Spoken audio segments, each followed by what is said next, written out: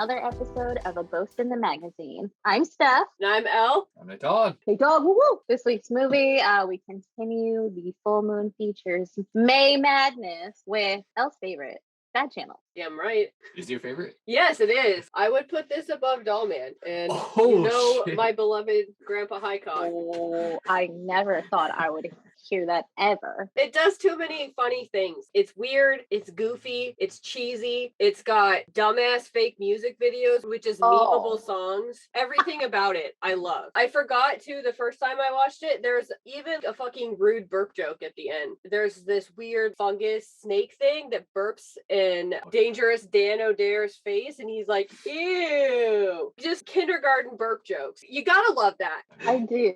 And I have to say, I mean, obviously our first experience with Bad Channels was through Dollman.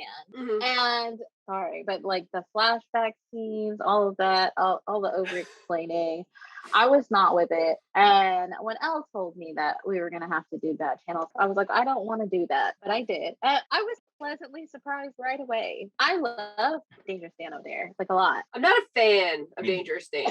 He does a lot of things that irritate me, but that's okay. I don't have to love every character. The character itself is fine, not somebody I stan. One thing I will say though is I don't see how he has such a radio friendly voice. I'm just saying, like, he screams at one point and his voice cracks, and it's legal to call 3 people shrill, and that's Dangerous Dan O'Dare, Attitude Era Stephanie McMahon, and me. I mean, I just hated his character because I hate the whole like rebellious rock and roll thing. It's like really lame, especially he's like an old man, and he's not old. Hey, he's probably not my a age. teenager. Yeah, exactly. Well, I mean, that's all corny, and I mean that's kind of the vibe here. If you're not down with the corn and like every level of it, because I do think that the clown band is like kind of a mix of Faith No More, Corn, and Annihilator, but like really dumbed down and with ICP aesthetics. You know, you have to be down with the clown, the corn clown. I hated the stupid move they did too, where they did like their arms like that and stuff. I just am dying over here because I like all the stuff that you guys didn't like. Just like Evil Bong. The best music video is obvious. It's the second one. Yes, touching myself again. It's definitely about Jizzy. 100%. I listened to the lyrics closely this time. And at one point he's like, I'm gonna come or something like just something about coming, and then he goes, ugh, and somebody starts making like sound and he starts dancing. So that is definitely about Jizzy. Oh, it 100% is. It's really sad though. It's like In My Dreams with You by Steve Vai, which is all about yanking it to somebody that doesn't want to talk to you. Totally normal. Oh my god. This is the state of rock music, but that's okay. But my question here is, are they trying to be funny, or is this what they think rock music is, and they're like trying to like, I don't do think like it was parody? serious. Okay. I don't think it was meant to be. Either way, I love it. Like either way, it's funny to me. If it's meant to be a parody, it's bad. If it's like serious, it's bad. Either way, it's bad. So if I felt like everything was trying to be serious entertainment, I wouldn't have liked it. That's the thing about Full Moon though, is I don't know that they ever take themselves seriously, and that's why I like their shit. Okay, I've done this so many times, and like if anybody follows me on Instagram, they've seen me post this as my story at least 150 times since the first time I watched it. But my Cheeseburgers is my favorite character. His name is Corky what? Corky Bradford. He died a hero. Rip. Not really, because he came back to life because it was like electric shock. He just took a fungus snap. He's my favorite character. I feel like he's the hero. I realized Dan never curses until the end, and I'm like, he's the most PG-13 Full Moon character, and then he drops it at the end and you realize, oh, it's because he's a radio DJ. But it's interesting considering how he got in trouble at his previous job. Right? It's not very PG-13. Yeah, he's like banging a cop. Yeah, and the sound turned on and it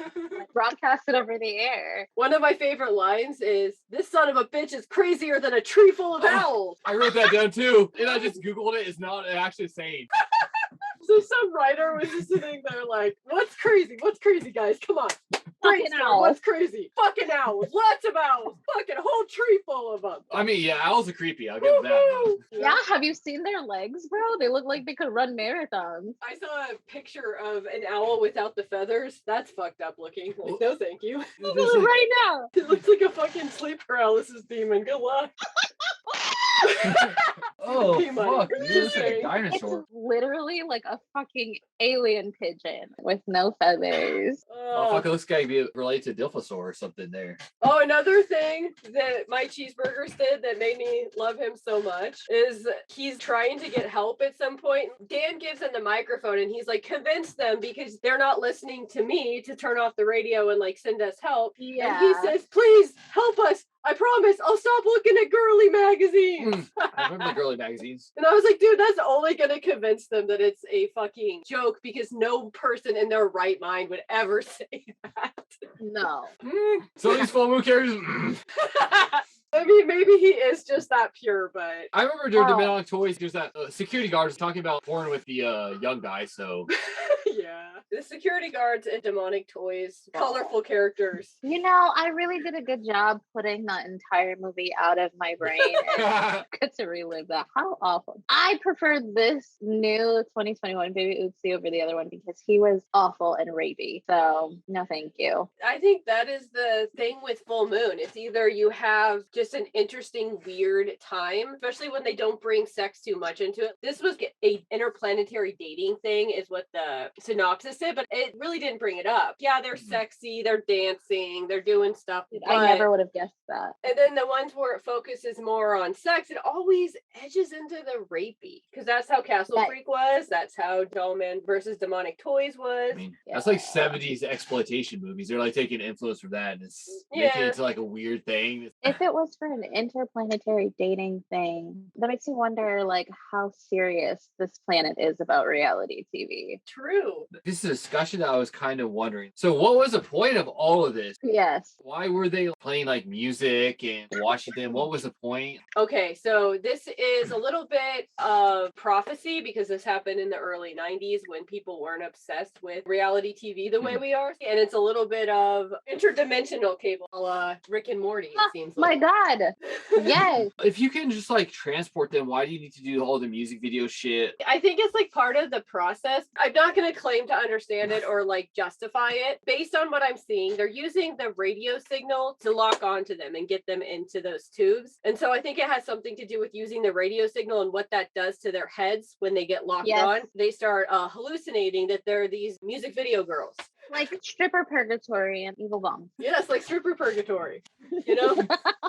Except for this time, they have different fantasies. The diner chick, she's like really into hair metal. She wants to be in a hair metal video. And then you got the second girl. It's a grudge. It's some grunge and some very repressed sexuality issues.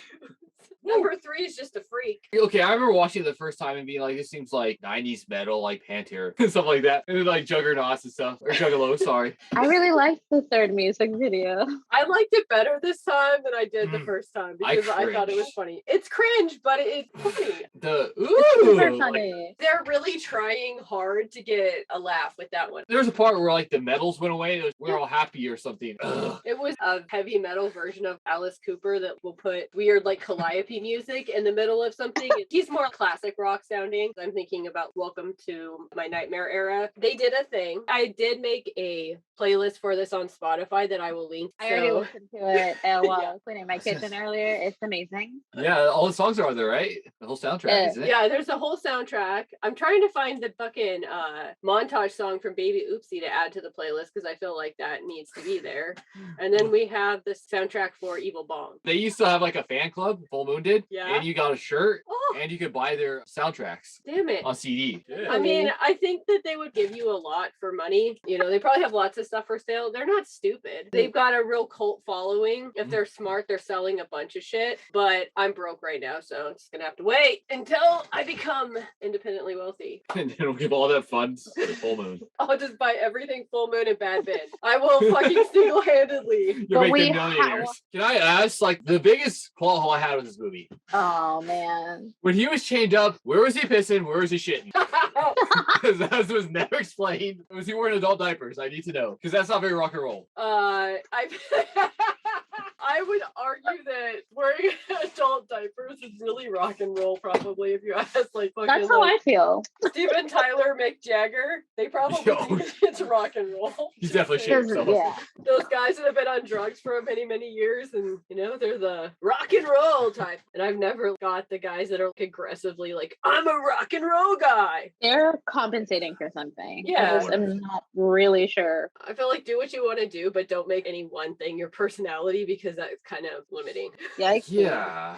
We didn't really go through the plot, and I don't think we need to. They're just aliens. They're making chicks hallucinate while they're catching them in a tube. And then there's this DJ. He's instantly in love with this chick. So there's this romance plot. It's not. Was that romance? You're talking about the reporter lady, yeah. right? He just got Here's really my take. butthurt over her getting pulled into the tube. I just feel like he's really dramatic, and that's probably why I like him. I bet he's a Virgo. I feel like he's dramatic, but also like when he was telling her, "Oh, I bribed that man because he said that he would bring you, and I wanted to meet you." I didn't feel like that was true at all. I feel like he didn't want to get in trouble for the thing that he did. Maybe he's a fuckboy. Yeah, 1000% he's a fuckboy. Probably why I like him so much. Stef. Aww. Is he a tiger though? That's the question, because that's true. This day and age, if you don't have a tiger in your Tinder profile, you're not getting the ladies. So you definitely are not. No dates for you, Sans Tiger. I want to read some of these critical responses that people felt necessary to put on the wiki page, because I was like rolling a little bit. I'm not going to go and source these, so if I'm getting trolled, I'm getting trolled. We're just going to read the two funny ones here. We're not fucking doing that shit anyways. Nerds. Yeah. Who cares if it's wrong?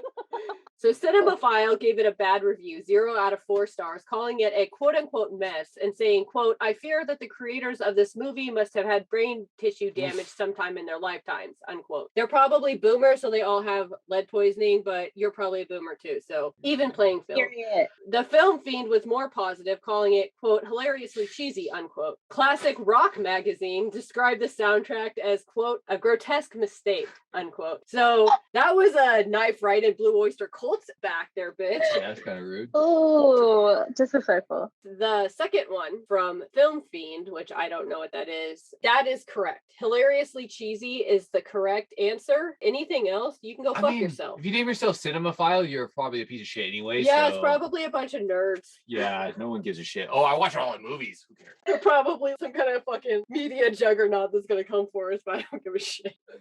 We're like Tillian and Trapped. We're going at him. Yes, this is a Tillian versus Trapped moment here. Tillian, I hope you're listening. We love you. One of the 13 listens, baby. Woo! Yes, one of 13 listens.